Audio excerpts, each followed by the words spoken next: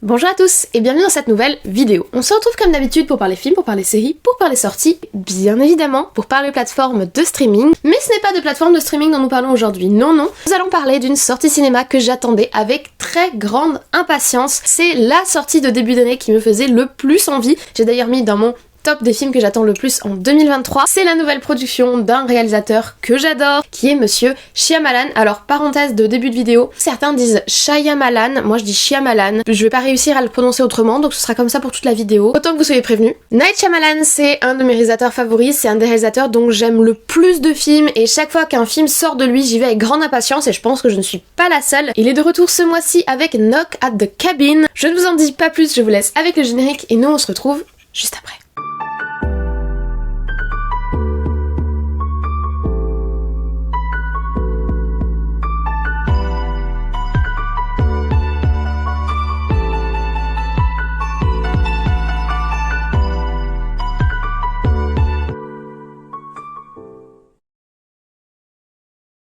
Alors, le film Knock at the Cabin dure 1h40, ce qui est une durée ultra raisonnable par rapport au film qu'on a aujourd'hui. Alors, c'est pas une torture pour moi de rester 2 heures voire 3 heures au cinéma, mais il faut pas confondre longueur de film et qualité, et le fait que Night Shyamalan reste sur ses basiques, puisqu'il fait rarement des films de plus de 2 heures, pour nous proposer ce nouveau film d'1h40 un peu à rebours de ce qui se fait maintenant, j'aime beaucoup.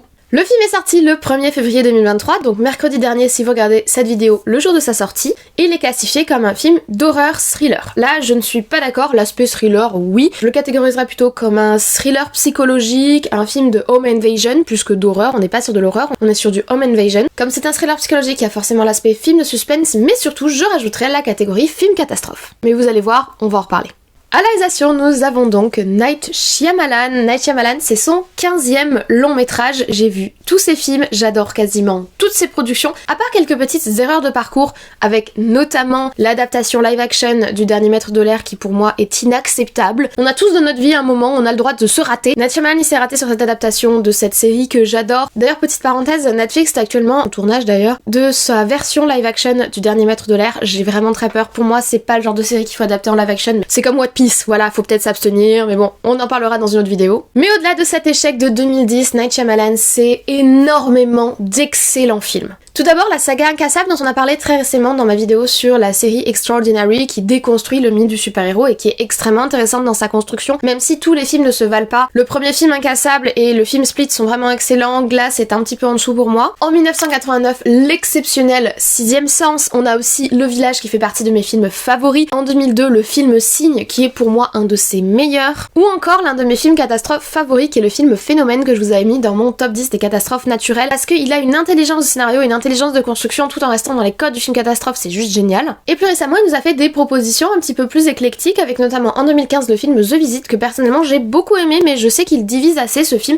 qui est un film pour le coup plus à tendance film d'horreur. Et en 2021, le film Old, malheureusement du fait du contexte du Covid, etc., ce film est passé un petit peu à la trappe. Pourtant, je vous le recommande, il est vraiment intéressant même si c'est pas l'un de ses meilleurs. Dans tous les cas, Night Shyamalan, c'est une promesse d'un film avec un scénario bien ficelé, tortueux, voire un scénario à rebondissement dont il est un des grands spécialistes quand la fin du film vous prend pas surprise et vous montre que depuis le début vous étiez en train de vous faire leurrer. C'est quelque chose qui fait énormément dans beaucoup de ses films. Et c'est surtout la promesse d'un film pensé pas forcément au niveau esthétique, efficace au niveau de la façon dont il nous raconte les choses visuellement, et c'est ce que j'attendais pour ce nouveau film. Pour cette nouvelle production, Night Shyamalan a fait des choix assez audacieux au niveau du casting puisqu'il a pris comme premier rôle David Bautista, l'ex-catcheur qui suit un petit peu les pas de The Rock mais en beaucoup mieux puisque lui il fait pas tout le temps que du lui-même.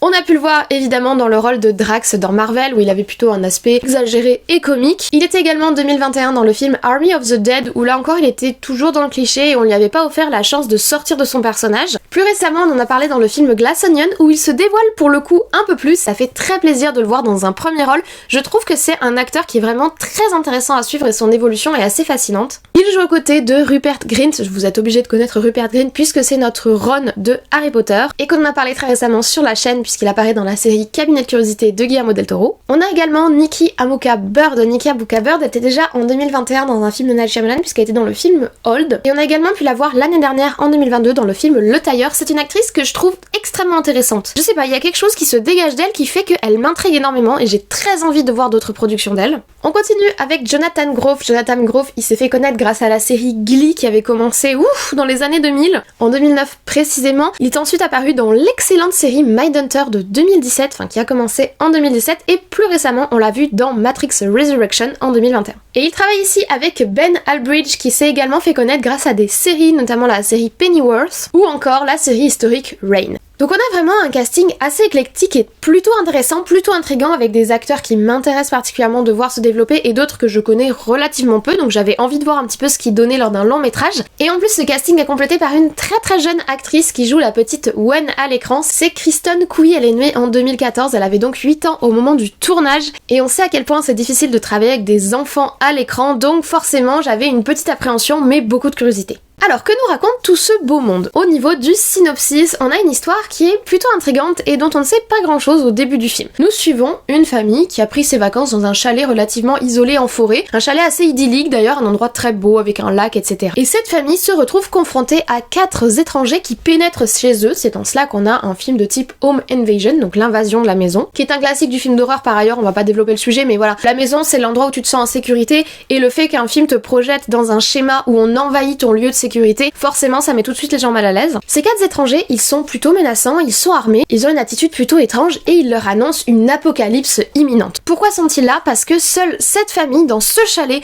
peut annuler l'apocalypse qui arrive en faisant un choix impossible. Tout le film va donc tourner autour de ce huis clos entre ces personnages qu'on ne connaît très peu, qui viennent envahir la vie de cette famille et les choix que vont faire cette famille pour essayer de se sortir de cette situation. Cette histoire n'est pas une création originale de Night Shyamalan et de ses scénaristes, c'est une adaptation d'un roman de 2018. Le roman s'appelle The Cabin at the End of the World. Avant ce mois-ci, donc le mois de février et la sortie du film, il n'avait pas encore été traduit en français. La traduction française va sortir le 2 février, donc elle est déjà sortie au moment où je sors cette vidéo. Elle est sortie le lendemain du film au cinéma en France. Plutôt surprenant qu'une traduction française n'ait pas été faite avant, car le roman a rencontré un très grand succès dans le monde anglophone. Il est écrit par Paul G. Tremblay et c'était son 2e roman. Aujourd'hui, il a à son actif 4 romans qui sont tous relativement salués par la critique, donc c'est plutôt un auteur à suivre, dirons-nous. Et surtout, en 2019, ce livre The Cabin at the End of the World a reçu le prix Bram Stoker, qui est un prix pour les romans de type un petit peu horrifique, tension, thriller psychologique. Chose plutôt intrigante, avant même la publication du livre, c'est-à-dire avant 2018, en 2017, les droits du livre avaient déjà été achetés par une société de production de films qui s'intitule Film Nation. Ça veut dire déjà, première chose, que les droits sont possédés par cette société de production depuis plus de 5 ans maintenant, et surtout qu'ils ont misé sur le livre avant même que celui-ci soit sorti, avant même que celui-ci rencontre un certain succès. Je trouve ça plutôt intéressant, même si je m'explique pas exactement quelle démarche marketing il y a derrière le fait d'acheter les droits d'un livre avant même qu'il sorte. Il a dû leur taper dans l'œil, je sais pas. En tout cas, c'est plutôt intéressant de voir le parcours de ce livre, de cette histoire, à la fois dans le monde du roman, mais également dans le monde du cinéma. Si vous souhaitez lire le livre, dernière information qui complétera cette petite présentation, il fait 303 pages précisément. Voilà, comme ça vous savez à quelle sauce vous allez être mangé. On s'arrête là pour l'aspect roman, nous passons directement au vif du sujet, c'est-à-dire notre film, et on commence comme toujours avec la direction artistique. Le premier point que je souhaite aborder, c'est la photographie. Il faut savoir que Night Shyamalan n'est pas forcément un réalisateur qui a une photographie très particulière. Il a eu des directeurs de photographie qui étaient très bons sur beaucoup de ses films, notamment sur le film Signe, ainsi que le film Sixième Sens. En fonction du directeur de photographie qu'il engage pour son film, avec qui il travaille pour son film, le style peut changer, donc la photographie ça peut être assez inégal en fonction de ses films. Là, je la trouve impeccable sans être artistique. Je m'explique. La photographie du film est extrêmement intéressante parce qu'elle est vraiment porteuse d'un message fort et qu'elle participe réellement à l'histoire, elle participe réellement au récit qui nous est donné. Cependant, elle n'a rien de particulièrement esthétique ou artistique. Elle est plus utilitaire, elle est plus au service du récit que réellement dans une volonté de proposer quelque chose de différent et d'original. Personnellement, ça ne me dérange absolument pas, mais je sais que certains peuvent être un petit peu déçus de ce côté-là, donc je préfère aborder le sujet. Au-delà de cet aspect purement esthétique, toute la photographie est conçue sur un concept de contraste, de miroir, de confrontation de 2 entités antinomiques, et je trouve ça ultra intéressant pour un concept de home invasion où on va voir les étrangers et le corps familial, le noyau familial. Il y a vraiment cette notion de dichotomie dans le film qui est portée par la photographie durant toutes les 1h40. On va avoir ainsi d'un côté l'extérieur extrêmement lumineux, extrêmement vert, extrêmement positif, l'intérieur plutôt sombre, plutôt bois, avec une famille qui est coincée, donc un sentiment oppressif, l'intensité et l'émotionnalité de l'espace de la cabane où se déroule l'action, et à côté la fenêtre sur le monde froid des informations à travers la télé. Là encore, on a du contraste. On a la masse énorme physique de Bautista, qui est quand même un catcheur extrêmement musclé, très tatoué, et la toute petite Wen, la toute petite jeune fille, toute frêle et toute menue, qui le regarde comme ça, avec ces plans extrêmement rapprochés qu'ils utilisent pour créer la tension, le sentiment d'invasion justement. Les plans trop rapprochés, ça met super mal à l'aise. Et quand t'es super mal à l'aise, tu te sens envahi, t'as envie de t'éloigner. Mais le film, il t'oblige à rester là. Surtout quand d'un côté, t'as une masse énorme avec un physique exceptionnel, et de l'autre, une petite fille toute menue et toute timide. On a le groupe debout menaçant d'un côté, on a la famille assise, attachée de l'autre. Toute la construction de la photographie se fait dans le contraste, se fait dans la mise en miroir, se fait dans la dichotomie entre deux entités distinctes et opposées. On est à la fois dans l'équilibre et le déséquilibre. L'équilibre qui est maintenu par cette dichotomie constante à l'image, mais le déséquilibre de chacune des situations qui nous est présentée. Le déséquilibre entre Bautista et Wen. Le déséquilibre entre les personnes qui envahissent, qui sont armées, et la faiblesse de la famille attachée sur sa chaise. Le doute dans la cabane et l'information, le fait sûr, entre guillemets, dans la télévision. Agressivité des uns, calme des autres, précipitation et urgence des uns, vouloir gagner du temps des autres. Et je trouve hyper intéressant d'avoir construit ce film comme ça, alors même que ce film repose sur la notion de choix. Un choix ou un autre, constamment t'es confronté à ce choix auquel est confrontée la famille dans l'histoire et auquel est confronté le spectateur à travers eux. Donc ça déjà, ça prouve d'une certaine maîtrise, mais en plus il faut ajouter l'utilisation de la lumière qui est très pertinente dans le film. Alors ça pour le coup, c'est pas maintenu sur toute l'action et toute la narration, c'est surtout dans les 25-30 premières minutes du film où on a un usage de la lumière qui est assez fascinant. Que ce soit la scène dans la salle de bain avec Nikki Amuka Bird et la façon dont elle est éclairée qui est presque spirituelle, c'est assez perturbant. Que ce soit la scène avec Abby Quinn où seuls ses yeux sont éclairés, pareil, c'est assez fascinant. La scène du miroir évidemment qui est un déclic et qui est très important dans le film, même si on s'en rend pas forcément compte de prime abord. La lumière veut vraiment nous dire quelque chose, vraiment porteuse de message, en plus d'être porteuse d'une certaine esthétique. Elle participe aussi,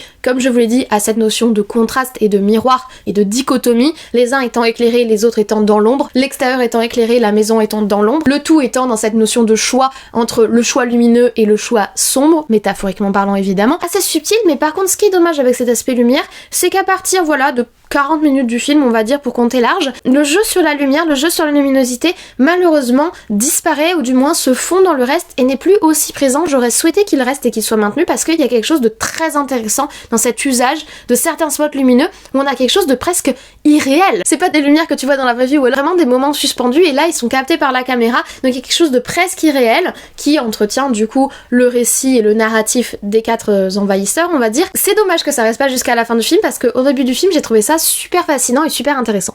Dernier point de la direction artistique, nous avons des effets spéciaux. Comme je vous l'ai dit au début du film, nous parlons d'apocalypse et nous pouvons, je pense, en partie classifier ce film dans la catégorie film catastrophe. Or, le film catastrophe est un film qui aime beaucoup les effets spéciaux puisque si tu veux nous montrer de la catastrophe, il faut bien passer par les effets spéciaux. Tu peux pas raser un continent ou un autre juste pour le plaisir de réaliser un film. Je vous donne la couleur tout de suite, les effets spéciaux c'est vraiment le maillon faible du film, du moins de prime abord, il y a une vraie faiblesse sur les effets spéciaux. C'est grossier, c'est très années 2000, c'est pas très subtil on va dire visuellement, et ça passe à travers la fenêtre qui nous est offerte sur le grand monde qui est la fenêtre de la télévision en dehors de la cabane dans laquelle nous sommes coincés. Donc en soi, là encore on est sur cette fameuse dichotomie, ce fameux contraste où les effets spéciaux sont dans la télé, dans la cabane on en a pas du tout. D'ailleurs il n'y a pas de gore, il n'y a pas de visuel très graphique sur le sang ou sur la violence ou quoi que ce soit si jamais c'est des choses qui vous inquiètent. Et j'avoue personnellement je l'ai un peu regretté, vous savez comme j'aime le gore, mais je peux comprendre le choix du réal. Dans l'enfermement de la cabane, vous avez pas d'effets spéciaux, donc tout se joue dans la télé et clairement c'est pas ouf visuellement, mais ça participe à la narration parce que là encore c'est dans notre jeu d'équilibre. Est-ce que c'est trop ? Est-ce que c'est vrai ? Est-ce que ce que je vois est un montage ou est-ce que c'est réel ? Est-ce que c'est vraiment de l'information ? D'où viennent ces images ? Ce sont des questions que nous, on se pose dans notre vraie vie quand on regarde la télévision, avec notamment le doute de plus en plus prégnant dans notre société autour de l'information et de l'image. Et cet irréalisme, entre guillemets, de ce que l'on voit à travers la fenêtre du grand monde qu'est la télévision, rend la cabane tellement plus réelle. Là encore, on joue sur le contraste, là encore, on joue sur l'effet miroir. Si tout ce qui se passe à la télé te paraît irréel, ça veut dire que tout ce qui se passe dans la cabane l'est à 100% et ça rend le récit de Monsieur Shyamalan d'autant plus vrai. Donc En soi, oui, les effets spéciaux sont pas ouf, mais leur participation dans le narratif et leur participation dans l'ambiance et dans l'oppression du film est réelle et vraiment intéressante. Sur cette direction artistique, que ce soit sur la photographie, sur la lumière ou sur ces effets spéciaux, cet équilibre extrêmement fin, extrêmement intelligent qui est maintenu durant tout le film, j'ai trouvé que c'était une maîtrise, j'ai vraiment apprécié. J'ai retrouvé du Night Shyamalan à la The Sign ou à la The Village où je sais ce que je veux leur dire, je sais comment je veux tourner mon scénario, je sais vers quoi je veux emporter mon spectateur. Tous les plans, tous les dialogues, tous les personnages sont maîtrisés pour nourrir mon narratif. C'est bien! J'ai trouvé ça très très bien! Sachant que cette direction artistique vraiment très pensée et pour moi maîtrisée est accompagnée d'une bande sonore qui y participe pleinement. Alors en soi, la bande sonore n'est pas très présente, c'est-à-dire qu'elle est accompagnante de l'action, mais c'est pas vraiment le moment où il y a de la musique qui m'intéresse le plus, ce sont les moments de silence. Vous savez, je suis une énorme fan de silence au cinéma, j'adore ça, tout simplement parce que ça laisse la place au vrai bruit de l'action, et ces vrais bruits de l'action, s'ils sont maîtrisés, peuvent vraiment créer un très bon climat dans un film, et là c'est le cas. Lorsqu'on est dans un film de home invasion, lorsqu'on envahit la maison de quelqu'un, les sons, les bruits, et surtout tout ce qui se passe hors champ est extrêmement important pour créer le sentiment d'être oppressé, d'être enfermé ou d'être envahi. Et là, c'est très bien utilisé, que ce soit à travers les pas, qui sont pour le coup un grand classique du genre, ou à travers les déplacements autour de la cabane où on entend les personnages se déplacer, on entend des bruits de portes, on entend des bruits de fenêtres, on entend des bruits de verrous, on entend des bruits d'armes. Là, on se sent oppressé, là, on se sent encerclé, là, on se sent pas bien. Et c'est très bien utilisé dans le film. Surtout que une fois le home invasion accompli entre guillemets, le contre-champ persiste au niveau sonore avec la présence de la forêt autour de nous. Nous sommes enfermés dans la cabane avec nos personnages, la cabane est envahie, par contre ce que l'on ressent c'est la présence de la forêt, de la liberté, des grands espaces autour de nous, alors que nous sommes enfermés, des petits bruits d'oiseaux, des petits bruits de vent, des petits bruits de feuilles de temps à autre qui viennent nous rappeler que la liberté est à un mur près de toute l'action qui se déroule. Et qui viennent là encore jouer sur l'aspect contraste. Vous êtes enfermés, vous êtes coincés, à l'extérieur il y a la liberté, il y a l'ouverture, il y a la lumière, il y a la forêt qu'on nous a présentée en début de film et qu'on ne revoit presque plus après. Et alors que nous sommes en plein questionnement pour savoir si on est dans l'illusion, si ce qu'il nous raconte est vrai, ou si c'est un complot, ou si c'est un truc monté de toutes pièces, etc. et qu'on essaye de faire un choix dans ce contexte extrêmement oppressant et envahissant, de temps en temps la forêt se rappelle à nous comme pour nous dire tout ça n'est qu'une illusion, regarde, l'extérieur est toujours là. C'est super intéressant et ça nourrit là encore le narratif et ça nourrit là encore le contraste et l'équilibre qui est créé dans tout le film. D'autant plus que ces moments de silence sont vraiment des petites parenthèses et des petits moments de respiration dans un rythme qui est effréné. Le rythme, il faut vraiment en parler parce que j'ai été happée par le film. Le film dure, comme je vous l'ai dit, 1h40, qui est plutôt une durée raisonnable, voire courte par rapport au film d'aujourd'hui. Du coup, on peut se dire, ah là là, c'est dommage, entre la longue présentation des personnages au début qu'on a généralement dans un film et la conclusion, on va avoir au final peu de scènes en tension. Détrompez-vous, parce que le film ne prend pas la peine de nous présenter quoi que ce soit, il rentre directement dans l'action. Dès la 5e minute, tu es en tension, tu es envahi, et tu restes en tension jusqu'à la 100e minute du film. Quasi littéralement zéro pause. C'est ultra haletant, et les seules pauses qu'on te reste, c'est des moments où ton cerveau va fonctionner à fond, comme celui des personnages, pour essayer de dénoyauter, de détricoter la situation dans laquelle ils se retrouvent et pour essayer de faire ce fameux choix qu'on nous demande. Vraiment, le film, il a quelque chose de... T'es dans l'urgence. Désolée pour la luminosité, c'est le soleil qui se lève. Et pourtant, le film n'a rien de speed. Les dialogues sont débités de façon plutôt calme et en cela, le personnage de Bautista est vraiment intéressant parce qu'il a cette carrure extrêmement impressionnante et un calme olympien avec presque quelque chose de chaleureux. En soi, on arrive à être dans le speed, à être coincé par le temps et pourtant à avoir un film avec une réelle maîtrise. Il y a encore de la maîtrise dans ce rythme, il y a de la maîtrise dans la façon dont le temps est géré dans le film. Et au final, si nos personnages sont retenus en otage par Bautista et dans cette cabane, nous sommes retenus en otage par Monsieur Shyamalan dans notre siège de cinéma dans lequel on s'est volontairement coincé pour 1h40, alors que pour le coup la famille c'est pas volontaire. C'est assez intéressant de voir que Bautista nous débite son narratif dans le film alors que nous c'est Shyamalan qui nous débite son récit dans notre salle de cinéma. Il y a comme une sorte de boîte dans des boîtes. Le mot que je cherche c'est la mise en abîme. En fait il nous propose une mise en abîme de son film par rapport à ses spectateurs. Le narratif de Shyamalan c'est des gens coincés sur une chaise qui reçoivent le narratif de d'autres gens et auxquels ils demandent désespérément de croire de la même façon que Night Shyamalan nous demande désespérément de croire à son histoire. C'est très bon. C'est très très bon, et au niveau du rythme ça passe super bien. Parenthèse d'ailleurs, les deux personnages qui s'en sortent le mieux c'est donc Bautista comme je vous l'ai dit, et je le trouve fascinant, je trouve que son évolution, là on lui laisse vraiment la place de montrer qu'est-ce qu'il a sous la pédale en tant qu'acteur et c'est vraiment très intéressant ce qu'il nous montre, mais Ben Aldridge s'en sort également très très bien avec la façon dont il incarne cette espèce de volonté d'agir et à la fois le fait d'être complètement attaché et dans l'incapacité de faire quoi que ce soit pour sa famille, cette tension et là encore cette dichotomie et ce contraste qu'il y a au sein même de ses émotions. Je trouve que là, lui aussi, il a une très belle sensibilité et une très belle façon de jouer dans le film qui participe à cette tension et qui participe également à l'identification dont je vous parle. Et au-delà de la direction artistique, de la photographie, de la métaphore dont elle est porteuse, du rythme, etc., il y a encore d'autres couches très intéressantes dans le film. C'est dans les messages du film, en tout cas dans les symboliques dont il est porteur. Le premier point que je souhaiterais aborder, sans le mettre trop en avant parce que c'est pas non plus la chose que le film met le plus en avant, c'est la façon dont est abordé le couple homosexuel du film. Je voulais souligner à quel point cette famille était montrée dans une normalité et un quotidien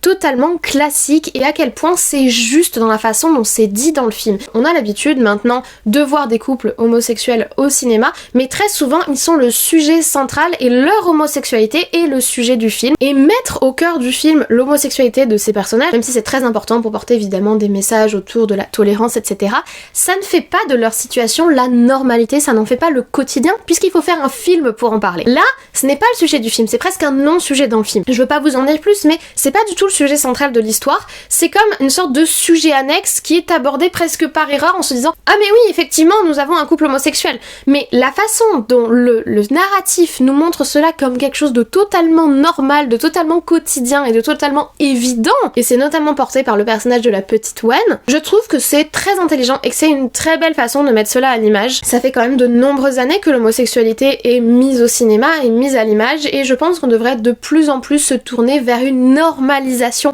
en faire quelque chose de quotidien et pas quelque chose qu'il faut mettre en avant. Parce que c'est quotidien, ça n'a rien d'anormal, ça n'a rien de différent, ça n'a rien de sortant de l'ordinaire, et le fait de l'intégrer dans l'ordinaire d'un film, sans faire du film un porte-étendard, je trouve ça très intéressant. Et je trouve d'ailleurs que la façon dont la thématique de l'homosexualité est abordée par les différents personnages est très intéressante. Là encore, je veux pas vous en dire plus, mais il était intéressant de voir quels personnages mettent le sujet sur le tapis, entre guillemets, et qui aborde ce sujet et comment il est abordé, pour voir la subtilité de la façon dont c'est construit dans le narratif et de voir à quel point on veut juste normaliser cette situation. Le sujet du film, le message du film, la thématique du film est ailleurs, et ça c'est juste une situation commune. Et quand je dis que le sujet est ailleurs, c'est parce que ce film, comme tous les autres films de Night Shyamalan, aborde le sujet qui est central dans sa filmographie, presque tous ses films d'ailleurs, qui est central dans sa filmographie, qui est l'illusion, le fait de croire ou de ne pas croire à la situation à laquelle tu es confronté. Vous prenez Le Village, vous prenez Signe, vous prenez The Visit, vous prenez même Incassable, tous ces films abordent l'illusion, le fait d'être dans l'illusion ou le fait d'être dans le déni, donc s'illusionner soi-même par rapport à la situation dans laquelle on est et la façon dont les personnages vont réagir à cette illusion. Les choix qu'ils vont faire dans l'attitude et ceux qu'ils vont incarner pour faire face ou dénier cette réalité ou cette illusion dans laquelle Night Shyamalan met ses personnages. En fait, le choix auquel Night Shyamalan confronte l'intégralité de ses personnages dans quasiment l'intégralité de ses films, c'est croire ou ne pas croire, et à partir de ce postulat de base, soit le personnage est dans la croyance, il est dans l'illusion, et dans ce cas-là, le film va venir bouleverser sa croyance et son illusion, soit le personnage est dans le déni, il refuse de voir, et dans ce cas-là, le film va venir l'obliger à se confronter à sa réalité. À chaque fois, dans ces deux cas-là, les personnages doivent faire des choix. Seront-ils le sauveur? Seront-ils le parent? Seront-ils le rebelle? Seront-ils la personne qui est dans le déni? La personne lâche, qui va fuir, qui ne va pas croire? À chaque fois, c'est le sujet des films de Night Shyamalan. En soi, il y a quelque chose de presque méta, donc presque qui relève du méta-cinéma, du cinéma qui réfléchit sur lui-même, parce qu'au final, Night Shyamalan met en perspective dans ses films cette notion de croyance qui est justement ce qu'il nous demande à nous en tant que spectateurs. C'est ce que je vous ai dit sur le fait que Bautista attache la famille dans la cabane et Shyamalan attache ses spectateurs dans leur salle de cinéma, métaphoriquement évidemment. Mais dans tous les cas, il y a cette notion de s'il te plaît, joue le jeu, s'il te plaît, fais ton choix dans la situation dans laquelle je te projette. C'est vraiment un basique du cinéma de Shyamalan, et là je trouve qu'il renoue vraiment avec cette démarche-là que je trouve personnellement très intéressante et très agréable en fait. Cette réflexion-là nous pousse à une couche métaphorique de plus, si je puis dire. En soi, le film-là, Knock at the Cabin, met les personnages face à leur trauma, met les personnages face à leur histoire, met les personnages face à une situation stressante et leur demande de choisir. sinon c'est l'apocalypse. Et c'est un petit peu métaphoriquement ce qu'on fait tous à un moment ou à un autre dans notre vie. On a tous des choix extrêmement difficiles à faire qui peuvent provoquer comme une mini-apocalypse dans notre existence à nous, parce que choisir c'est renoncer à quelque chose, parce que des fois on fait les mauvais choix, parce que plus les choix sont difficiles, plus les choix nous mettent la pression, plus on a du mal à se décider, parce qu'en plus quand on fait un choix on peut être coincé dans notre propre illusion, coincé dans notre déni, le déni de nos traumas, ou au contraire plonger trop à bras ouverts dans nos traumas et ne plus voir la réalité en dehors de la souffrance qu'on a ressentie, refuser de voir les signes, refuser de voir les fameux red flags par exemple, qui nous inciteraient à faire le bon choix entre guillemets, choix que l'on se refuse à faire comme la famille dans la cabane parce que c'est trop dur, parce que c'est trop douloureux, parce qu'on n'a pas envie d'être le provocateur de notre propre fin, alors même que des fois c'est le fait de pas choisir ou de faire le mauvais choix qui va faire s'effondrer notre vie, nos espoirs ou nos illusions. Et c'est exactement ce qu'aborde le film et c'est super intéressant je trouve. Là évidemment le choix qui est demandé dans le film est out of control et c'est pas un genre de choix que normalement vous aurez à faire dans votre vie. Métaphoriquement, si on sort du contexte du film et qu'on le projette à une réalité plus classique, on a tous eu des choix comme ça à faire, on a tous eu des gens qui ont débarqué dans notre vie et qui nous ont obligés à nous confronter à nos traumas, à nous confronter à nos illusions et à dire bon là maintenant faut que tu te décides. Et ces gens qui nous poussent à faire des choix qu'on n'a pas envie de faire, oui ils ont l'apparence métaphorique menaçante d'un Bautista qui débarque dans ta vie et qui te dit bon alors maintenant je vais te parler calmement mais il va falloir choisir. Donc techniquement il est vraiment extrêmement casté, je reviens dessus mais il est vraiment extrêmement bien casté. Et c'est dur, c'est très dur de faire un choix et c'est très dur de faire le bon choix et d'ailleurs on sait jamais si c'est le bon choix. Ça c'est exactement ce que nous avons dans le film, je l'ai vécu avec eux et c'est entré en résonance avec mon propre vécu et ma propre réalité alors même que aux dernières nouvelles personne n'est venu envahir ma cabane. Donc je trouve très intéressant de voir les différentes couches de lecture qu'il y a dans ce film et à quel point en fait ce film entre en résonance avec des sentiments simples. Tous les films de Shyamalan, aussi complexe soit l'histoire, aussi complexe soit le tricotage qu'il nous fait, entrent toujours en résonance avec des émotions, des sentiments, des angoisses simple. Enfin, toujours, ça a plus trop été le cas pour ces derniers films, même si je vous le dis, moi j'ai adoré The Visit, je sais que tout le monde ne l'aime pas, mais son The Visit de 2015 était très bien. Il a quand même produit ces dernières années des films qui n'ont pas été assez convaincants pour être des films du grand maître. Là, personnellement, j'ai eu le sentiment que le grand maître était revenu, qu'il avait posé sur la table un film simple mais d'une efficacité absolue. La façon dont ce film est maîtrisé, dont l'histoire est maîtrisée, dont le jeu d'acteur s'insère parfaitement, dont la photographie s'insère parfaitement, c'est super, c'est simple, mais c'est super. Et c'est d'ailleurs le moment de faire le bilan. Et je pense que vous en doutez, nous sommes sur un bilan très positif. J'ai adoré mon visionnage. J'ai été prise en otage par ce film. J'ai été prise en otage par Monsieur Shyamalan. Ça a été du pur plaisir cinématographique de regarder ce narratif se dérouler devant mes yeux. Alors oui, il y a quelque chose de répétitif, oui, il y a quelque chose de lancinant tout en étant haletant, ce qui est un équilibre là encore. Il y a des scènes qui sont très lentes alors même que le temps presse, alors même que le film nous met la pression, alors même que la situation nous met la pression, on perd un temps précieux à écouter les déblatérations. Mais c'est ça qui est super intéressant, c'est-à-dire qu'il y a des moments où j'ai été frustrée, il y a des moments où j'ai été émue, il y a des moments où j'ai été touchée, il y a des moments où j'ai été angoissée, il y a des moments où j'étais dans le stress. Le film ne fait pas peur, ce n'est pas un film d'horreur, c'est un thriller psychologique et c'est un très bon thriller psychologique avec un petit aspect film catastrophe comme on les aime, avec un petit aspect suspense comme on les aime. Et c'est surtout, pour moi en tout cas, le retour du grand maître Shyamalan à l'écran et ça fait super plaisir de le retrouver et ça me fait super plaisir de voir qu'il n'a pas perdu de cette essence qui faisait son cinéma dans les années 2000 et peut-être qu'il a trop réfléchi dessus ou pas assez réfléchi dessus ces dernières années, mais là il est de retour et c'est vraiment très appréciable. Voilà, je vous remercie d'avoir regardé cette vidéo sur Knock at the Cabin jusqu'au bout, j'espère que vous l'avez apprécié. Moi j'étais hyper contente de mon visionnage et je suis hyper contente d'en parler avec vous et de pouvoir un petit peu développer ma pensée sur ce film. J'espère que c'était intéressant pour vous. Si c'est le cas, n'hésitez pas à mettre un petit like, ça fait toujours plaisir, ça me soutient dans ce que je fais et ça aide à référencer la vidéo. Ce qui aide également à référencer la vidéo, ce sont les commentaires et en plus ça fait toujours plaisir de connaître votre avis sur un film où je vous ai donné le mien tout simplement. Donc n'hésitez pas, les commentaires sont en vous juste en dessous. Si vous avez vu le film, dites-moi ce que vous en avez pensé. Est-ce que vous aimez le cinéma de Night Shyamalan déjà, parce que moi je sais que je suis une fan de son travail, mais ça se trouve vous aimez pas du tout et pour le coup si vous aimez pas son travail, ses précédents travaux, si vous aimez pas des films comme Signe ou Le Village, peut-être que ce film là vous parlera moins. Donc n'hésitez pas à me dire tout cela en commentaire. Tant que vous y êtes, si vous n'êtes pas encore abonné, c'est le moment, c'est en dessous, c'est gratuit, ça me fait plaisir, ça me soutient dans ce que je fais et ça vous permettra d'être tenu au courant si vous activez la cloche des futures sorties de vidéos et de shorts. Donc des vidéos sorties sur l'actualité 2 à 3 fois par semaine, des top 10 une fois par mois et des petits shorts pour suivre des séries ensemble. Sur ces bonnes paroles, je ne vous embête pas plus, je vous souhaite dès à présent une très bonne journée, une très bonne semaine, de très bons visionnages, peut-être Knock at the Cabin, dites-moi si vous l'aimez parce que moi j'ai vraiment passé un très bon moment. En attendant, prenez soin de vous et nous on se dit comme toujours, à très très vite.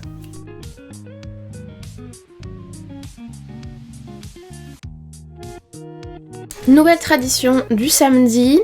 Il est 8h05, je filme le matin maintenant.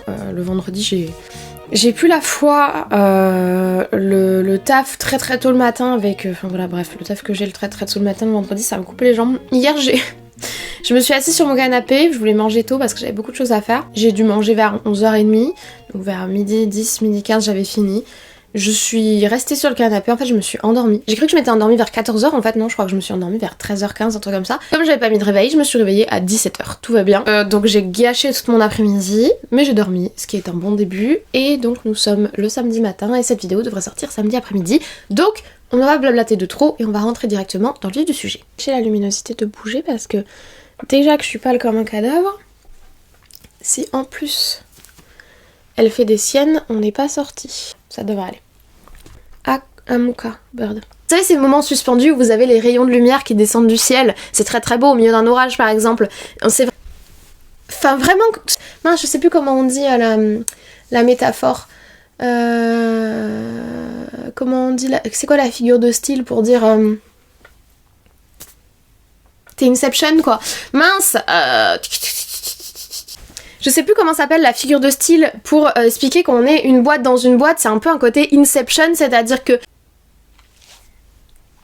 soit ces films et la façon dont il coud ces films, parce que pour moi c'est du tissage, c'est des grandes tapisseries qui coudent point par point pour en arriver au résultat final et je trouve ça assez fascinant. Je suis dans les timings, il est 9h pile, oui parce qu'à 9h il y a mes potes qui viennent me chercher, on va quelque part, je vais faire le montage dans la voiture, c'est nimp, le planning c'est n'importe quoi. Et désolée pour la luminosité, j'ai remarqué, mon histoire vous savez je vous ai dit que ça m'énervait parce qu'en ce moment j'avais beaucoup de reflets dans les lunettes et en fait c'est parce que quand le soleil se lève le matin, il tape sur le mur qui est en face de moi. Et en fait ce que vous voyez c'est le reflet de la lumière du soleil sur le mur. Du coup je suis vraiment désolée pour les reflets, je sais qu'il y en a qui s'en sont plaints mais j'y vois rien sans mes lunettes donc je vais pas vous faire des vidéos où j'y vois rien. Mais voilà, pareil la luminosité, du coup mon décor est super lumineux parce que entre temps le soleil s'est levé, nous sommes encore en hiver, le soleil se lève beaucoup trop tard selon mon point de vue, beaucoup trop tard par rapport à l'heure à laquelle je pars au travail, je déteste me lever dans la nuit, ça n'a rien à voir avec la vidéo. J'espère que vous avez apprécié ces petites scènes post-génériques, moi je vous laisse, j'ai un trajet en voiture à faire où je vais avoir envie de vomir parce que je fais du montage. Allez, ciao.